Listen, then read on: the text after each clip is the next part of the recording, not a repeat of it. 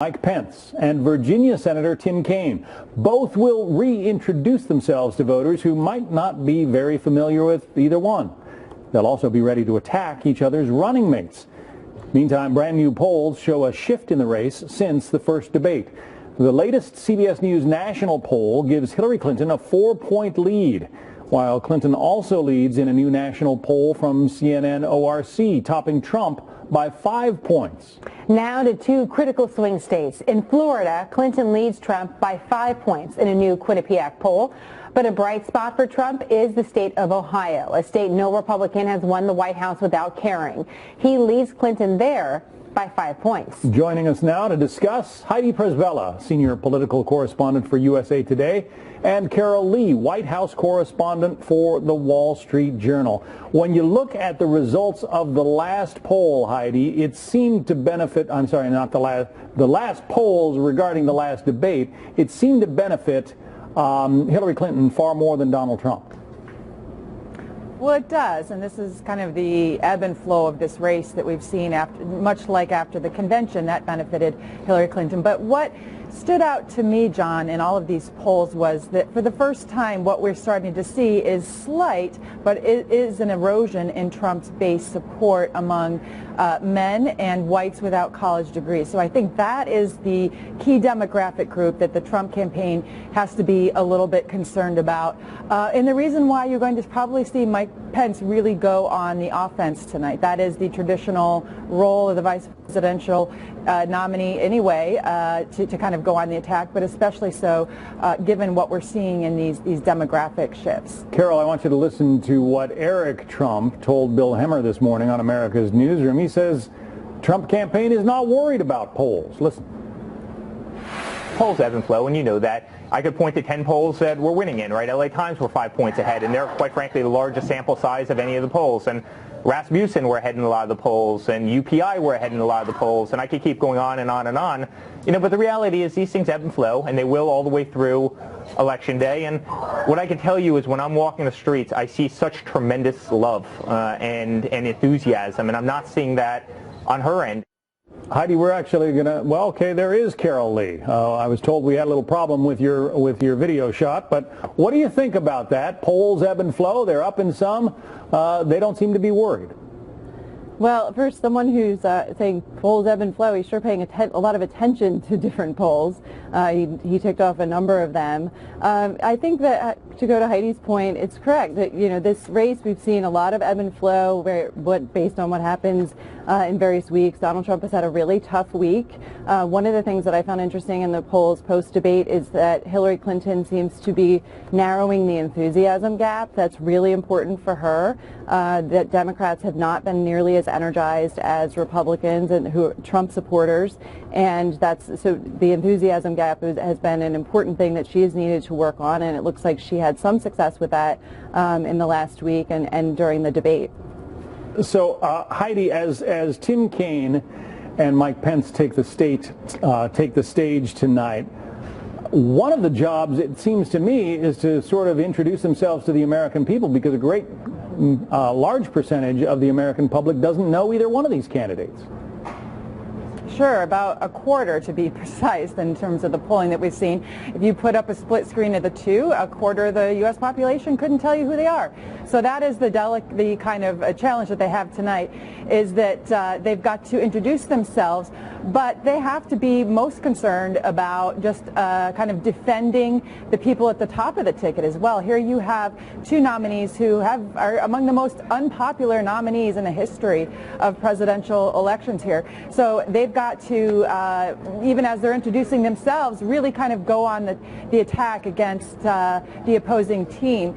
And so I don't know how much time they'll really spend kind of introducing themselves versus landing those punches, and it's particularly for Mike Pence, because as you know, John, one of the criticisms of Donald Trump's performance in the last debate was that he didn't take the opportunity to go in on issues where they know are issues that are Clinton's top vulnerabilities, like the Clinton Foundation, like the invasion of Libya. And even though he wasn't asked about it, Republicans say that Mike Pence has been really preparing for this debate, going through drills with Scott Walker and others, and that he will be prepared to kind of go in unprompted and make some of those attacks that the Republican Party thinks are essential at this point to try and at least turn some of the headline momentum back in their favor. Carol, typically a vice presidential candidate is picked in part because he or she can be an attack dog and really go after the other person.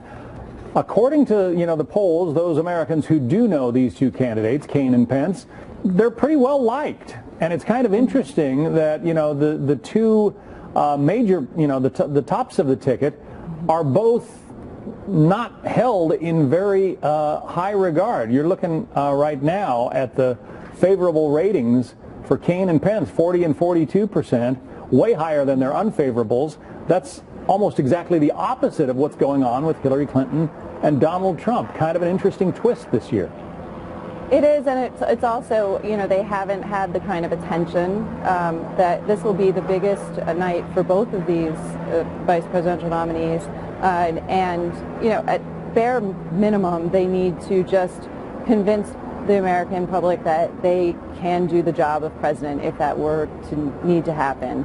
And beyond that, then they're going to, it's going to be a night of not so much about them than it is about the top of the ticket and them defending, Hillary Clinton, Tim Kaine defending Hillary Clinton, and Mike Pence defending Donald Trump on all these different policies. And also thing to look for is where the moderator might put out different places where they disagree with their running mate on issues like trade or abortion or various things where before they became the vice presidential nominee, they may have had a little bit of there may have been a divide between where the top of the ticket is and the vice presidential nominee is. But it's a night where they're going to introduce themselves to the country, and it's a big night for both of them, arguably the most important political night of their lives. On paper, Heidi, are they evenly matched? Does one come into this with an advantage, Kaine or Pence? I think the Democrats would think that they have an advantage just because Mike Pence on the tax issue, which has been dominating all of the headlines, will really, in this type of a forum, have to answer on this tax issue before Donald Trump himself. And I would expect Tim Kaine to be, very aggressive about going after him on the tax issue. And I think Carol's right. The other thing to watch for here is just to what extent Mike Pence fulfills that duty of defending Donald Trump, but also whether there's any daylight there, because Mike Pence is a younger guy who wants to have a future in this party and in politics after this is all over, if they are not victorious. And so he has provided some daylight there. For example, after the last debate on global warming, he came out and said, well, yes, I do believe that there is a man-made element to global warming, and in distinguishing himself from Trump. And on the tax issue, for instance, Mike Pence has released his taxes. So I think it'll be fascinating to see tonight how, in this type of a forum where they can kind of keep coming back at you on that, what kind of an answer he gives while kind of preserving his own autonomy on that issue. Yeah, that's been fascinating to watch. Mike Pence has been incredibly supportive of Donald Trump while at the same time disagreeing publicly with some of his positions on TPP and other things. So it will be fascinating to watch.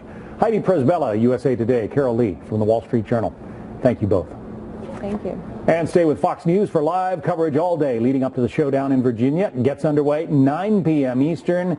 And do not miss our post-debate analysis with Bret Baier and Megyn Kelly. You can catch that only here on Fox. Well, the founder of WikiLeaks, Julian Assange, vowing to release more potentially damaging documents related to the U.S. election. But what we learned this morning was not the October surprise a lot of people expected, at least not yet. Our chief intelligence correspondent, Catherine Herridge, is live in Washington with more. Catherine?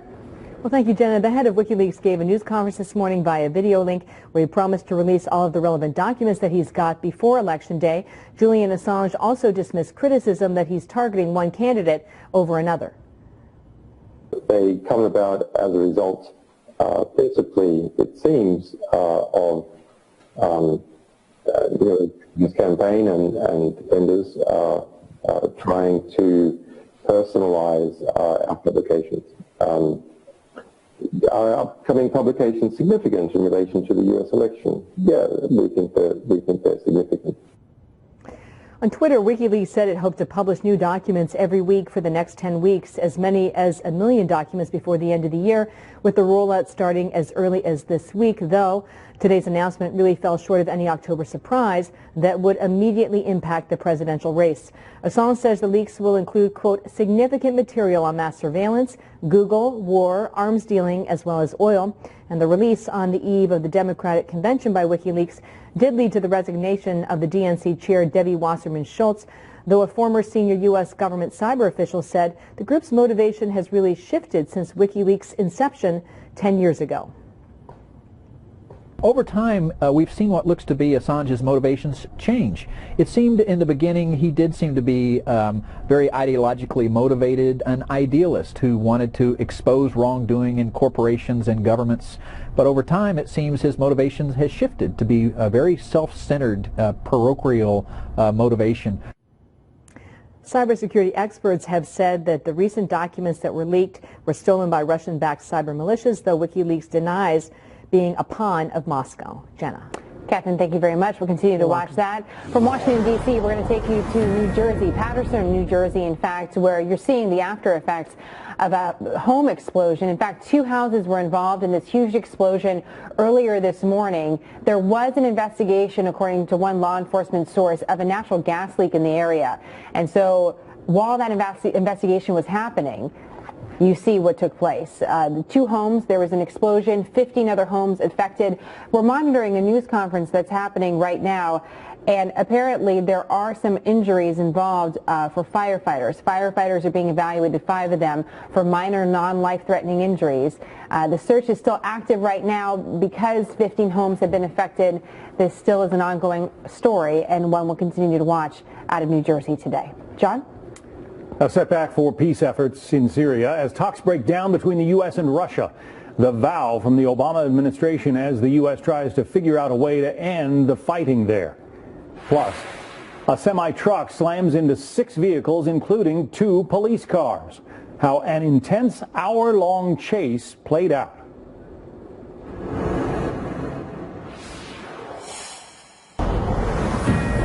A Fox News alert and some ominous signs about the potential course of this very powerful Hurricane Matthew. The National Weather Service just issued a fresh advisory.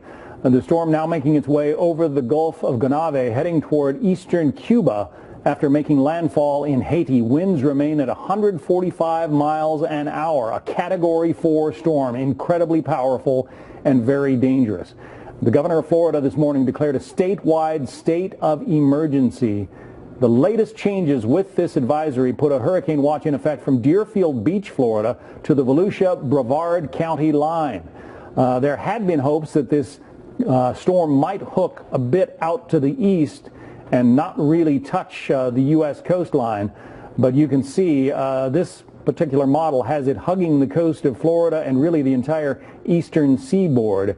We will continue to track its progression and have an update live from Florida later this hour.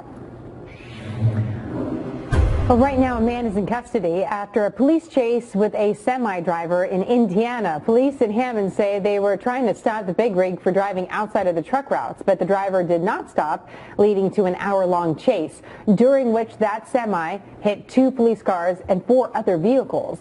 In the end, officers had to use a taser to take the man into custody. The driver is identified as a 44-year-old from Florida who's now in the hospital. Charges are pending, and certainly more to that story as we get it. Some new reaction from the Obama administration to a story breaking yesterday on Happening Now. Secretary of State John Kerry saying the U.S. will not give up on the pursuit of peace in Syria, even though talks on renewing a ceasefire with Russia have broken off. Kerry accuses Moscow of ignoring the Syrian regime's attacks on its own people and rejecting diplomacy. Kevin Cork, live from the White House with more on that. Kevin. John, good morning to you. You're right. News of the breakdown in the talks between the Americans and the Russians continues to reverberate all across the globe. At stake, the fate of millions of Syrians who continue to suffer at the hands of the Russians and the Assad government.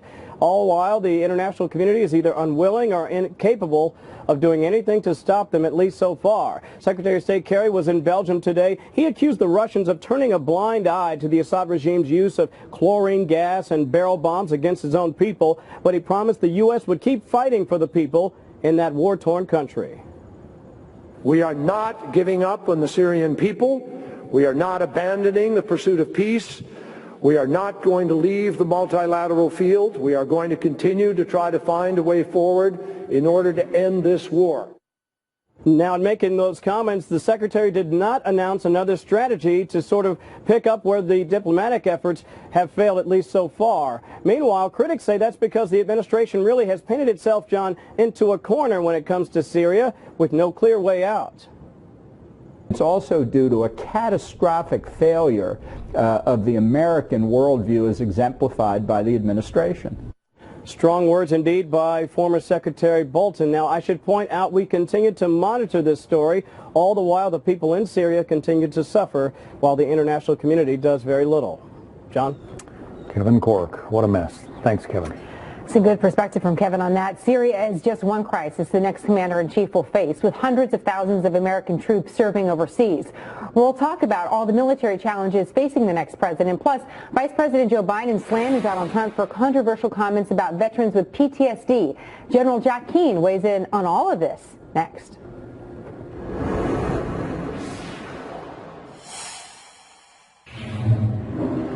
Well, right now, more than 200,000 U.S. active duty troops are deployed overseas. An additional 41,000 National Guard and Army reservists are also downrange as America's role in the world takes center stage in this political season. While there is a lot of debate about American boots on the ground, hundreds of additional troops are heading to Iraq ahead of a major battle to retake Mosul from ISIS. While in Afghanistan, our military drawdown is slower than expected. Nearly 10,000 troops remain on the ground there as the Taliban continues to control territory. So let's talk about all the military challenges ahead for the next commander-in-chief with General Jack Keane, a retired four-star general, chairman of the Institute for the Study of War, and a Fox News military analyst. Always great to have you, General Keane. Good to be here, Jenna. You say we will be facing the most significant global security challenges since the end of the World War II. Why is that? Tell us more about that. Well, for a couple of reasons. First, we've got three revisionist powers, Russia, China, and Iran, all seeking some form of regional domination. And the truth is, they're all having some success at that at the expense of the United States. Radical Islam, which we've now been dealing with for almost a generation, has morphed into a global jihad, and we have no plans nor strategy, not only the United States, nor does the international community have anything to defeat it. It is the ideological challenge of the 21st century, similar to fascism, Nazism, and communism in the previous century. And what makes these dangerous, we've faced challenges before, significant ones, but what makes these more dangerous is because we're failing so miserably at them, Jenna, and that's the awful truth of it. Our adversaries are emboldened, and they're seeking advantage over what they believe is complacent leadership in the United States and Europe. And our friends, they don't look at the United States as a reliable ally anymore. Even worse, they don't trust us. So let's look ahead then. And by looking ahead, let's just look back. And what I mean is, what have we done over the last 8 years, if we're going to take something away and learn from it, to not repeat for whoever inherits the next 4 years in the White House? What have we learned? Well, I think when you look at the Middle East and the wars that we so many have fought there and the treasures that we've sacrificed in doing that, and I know the American people can get frustrated by it and say, well, wring our hand and say, just let them fight it out themselves. And in a sense, that has been the Obama strategy. He's tried to disengage us from the Middle East and tried to pivot to China, did a very poor job of the pivot, did a very poor job of the reset with Russia. But the Middle East has gotten considerably worse as we began to disengage from it. And the big lesson is, I'm absolutely convinced of it, looking at this very closely since World War II. When the United States American leadership, Jenna, is engaged in the world, not with muscular military intervention, but engaged in the world, there's a strong, reliable ally, the world is actually a safer and more secure place. When we disengage like we've been doing for 8 years, it becomes a more dangerous place. And the new commander-in-chief's got to recognize that American leadership truly matters in the world. Other countries depend on us, and it makes a difference in terms of the security and stability of the world. The reason why I wanted to talk about this is that oftentimes I can get frustrated about not talking enough about the future and just sort of playing with what happened on the campaign trail in the last 24 hours. And so that's why I wanted to talk a little bit about this with you, about American leadership and what's ahead for whoever wins. In the meantime, there is some debate because of something that Donald Trump said on the campaign trail yesterday and how it relates to veterans. I'm going to play a little bit of that sound, some of the reaction, and I'd like to get your thoughts, General Kaine. Sure. When you talk about the mental health problems, when people come back from war and combat and they see things that maybe a lot of the folks in this room have seen many times over, and you're strong and you can handle it, but a lot of people can't handle it. And they see horror stories, they see events that you couldn't see in a movie, nobody would believe it. General Kaine, here's what Vice President Joe Biden said about this morning. This is an ignorant man. This guy says things he has no idea about. He's not a bad man, but his ignorance is so profound, so profound. How can he be so out of touch? He's not a bad guy, but how can he be so out of touch and asked to lead this country? The veteran who asked the question in this town hall sort of setting that Trump responded to said this is completely over nothing, essentially. But I'm curious your perspective as someone that spent so much time serving our country, General Kaine, and also seeing the inner workings of government, what you think about what Mr. Trump said. Well, first of all, I happened to catch that yesterday because, you know, it was dealing with national security, and most of the people asking questions were veterans, and some of them were actually former leaders in our military. So it was a very good session, quite frankly, and one that we don't get very often in terms of the substance of the issues. You know, I think, listen, I'm not a political guy, you know that, but I think we have to be a little fair here.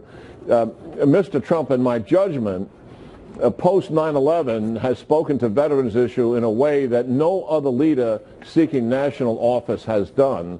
And I think veterans, therefore, have listened to him, and they have certainly been encouraged by the fact that there's somebody speaking for them. The fact that there's a sentence in the whole context of what he was trying to say in his support and sympathy for veterans that may be a little awkward and clumsy in expressing that sympathy and support, I don't think detracts from where he is and what veterans believe he's standing for in trying to support them and articulate some of the issues that mean so much to them. Well, as the wife of a veteran, I find that sometimes we like to talk about what people say about veterans a lot more than we like to talk about veterans issues, because that can actually be harder. General Kaine, it's great to have you on the program. Thank you for the look ahead. We appreciate it. Yeah, thanks, Jenna. There's a new arrest to tell you about in a suspected murder for hire that made international news. Where this man was found dead and how money could be the key to busting a killer. Our legal panel weighs in. Plus, counting down to tonight's main event, the one and only vice presidential debate this election right here on Fox News Channel, 9 p.m. Eastern. We're live at the site on how both men are preparing for this showdown. Well, I expect we're going to be talking about the visions and the choice the American people face at the top of the ticket. I kind of hope we get to talk about our records as well.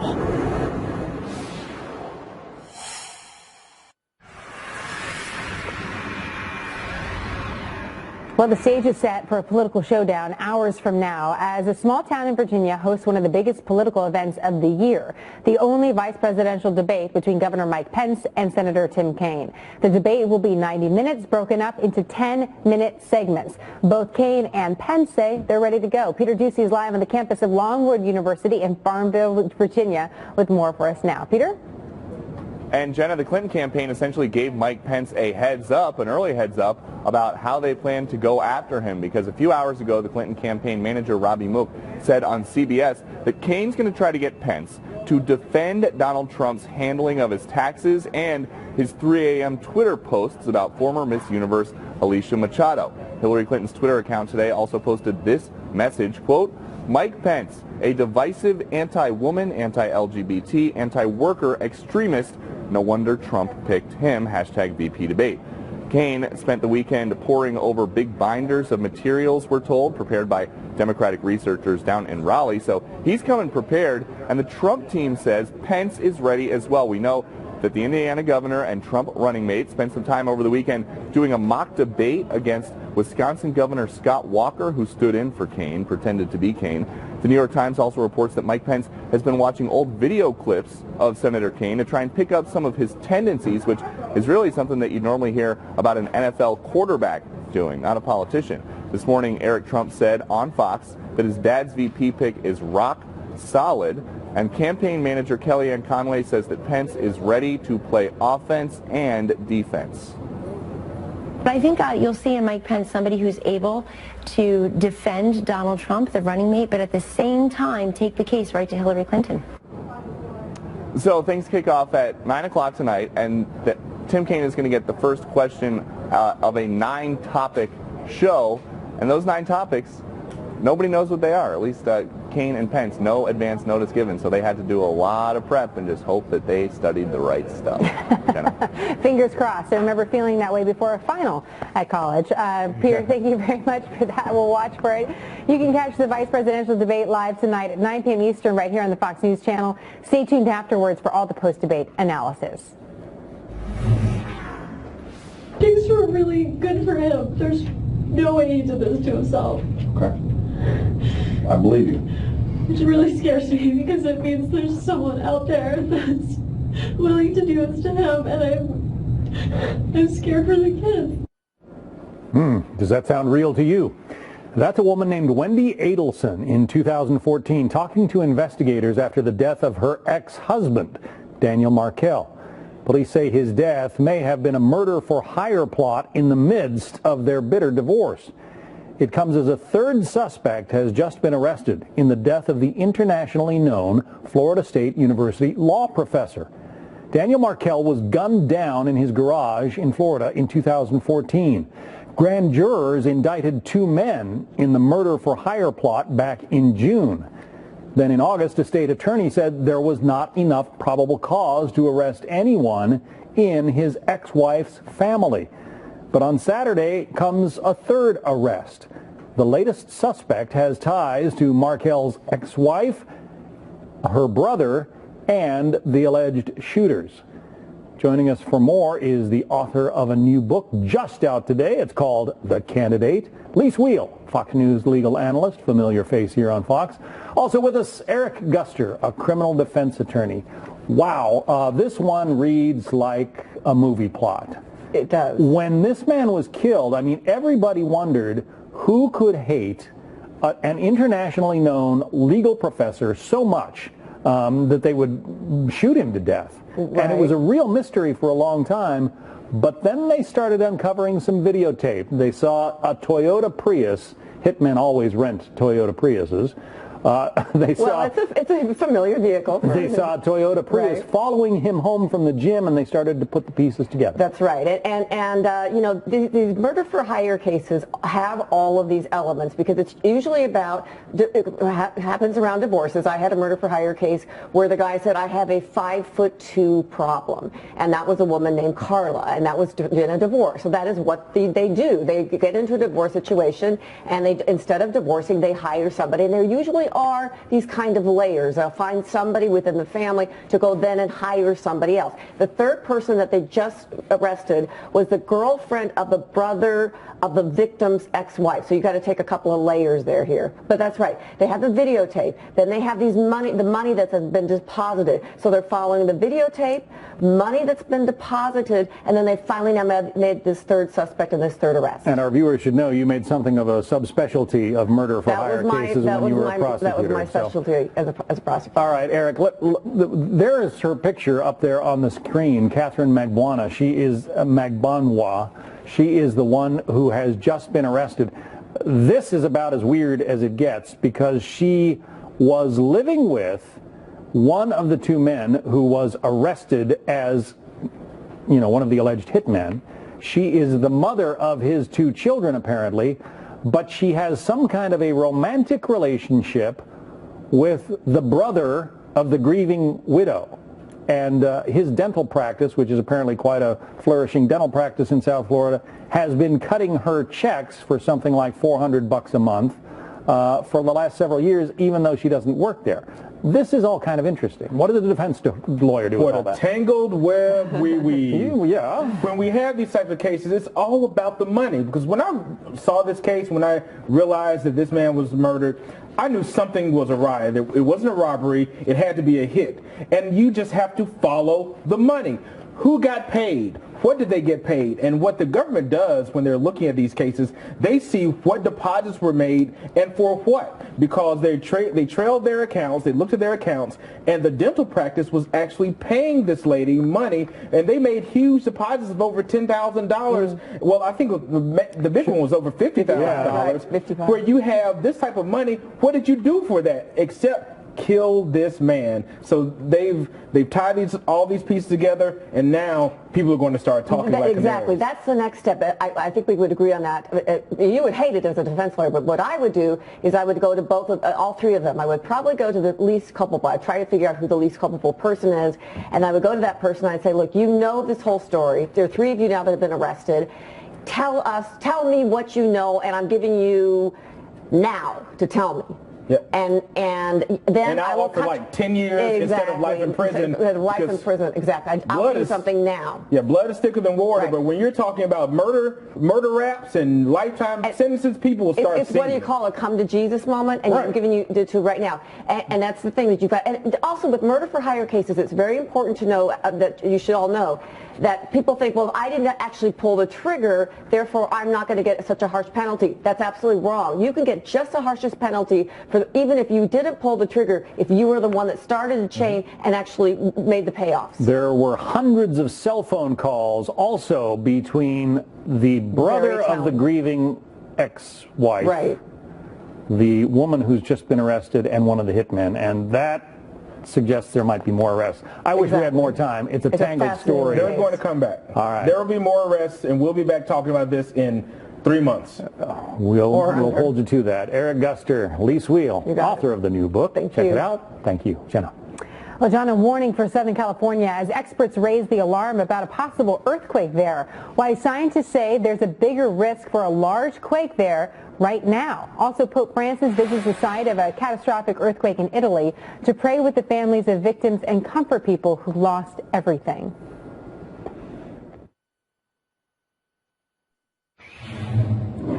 Well, right now, a warning for Southern California about the increased risk of a major earthquake. Experts say a series of small quakes along the San Andreas Fault could lead to a bigger one, and people in the area should revisit their emergency plans. This, of course, is the area of concern, as you're seeing on your screen, and it's no stranger to disaster.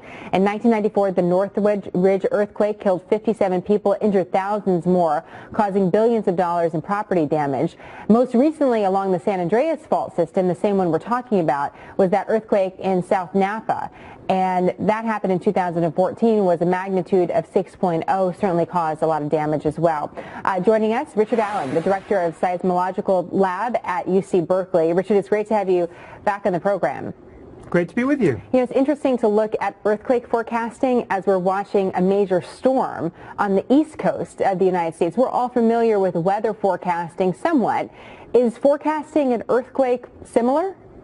It's very similar in the sense that we sort of know that on any given day there's a chance of an earthquake, and we can associate a probability with that.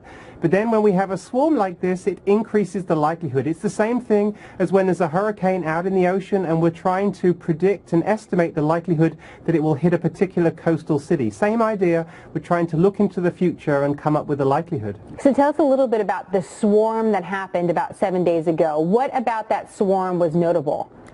So this was a small swarm, well, I say small, a few hundred earthquakes. The largest earthquake was only about a magnitude 4.3, but it was down in the Salton Sea, very close to the southern end of the San Andreas Fault.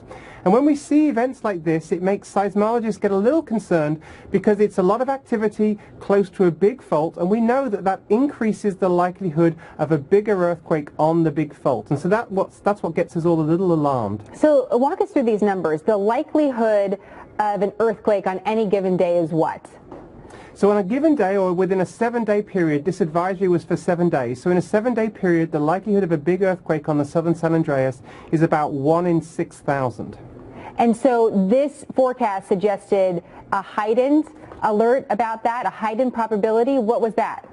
So somewhere in the range of 1 in 3,000 to 1 in 100. So up to a 1% likelihood of a larger magnitude earthquake on the southern San Andreas. So that's suddenly a number that means something to all of us, I think. So what does that mean to you? Because those numbers, when you hear 1 in 100 for me, I'm thinking, okay, that sounds like that's a high probability. But for someone like you who studies earthquakes on a regular basis, how do you see these numbers? Well, this is a big increase. I can tell you it makes the hair stick up on the back of my neck, and I start to think about what might actually happen if that big earthquake occurs today or in the course of this 1-week period. So the 1-week period actually ends today. We've had this warning for the last 7 days, and so far, Richard, no earthquake. Does that mean we're in the clear? Well, of course, we're never in the clear, unfortunately. The earthquake can happen at any time on any day, but it does mean that we're sort of in the end of this sort of heightened period of concern. The likelihood of that big event happening actually decays over a period of days, and so the advisory was for a 7-day window, which is now over. But so that means we're past this little hump.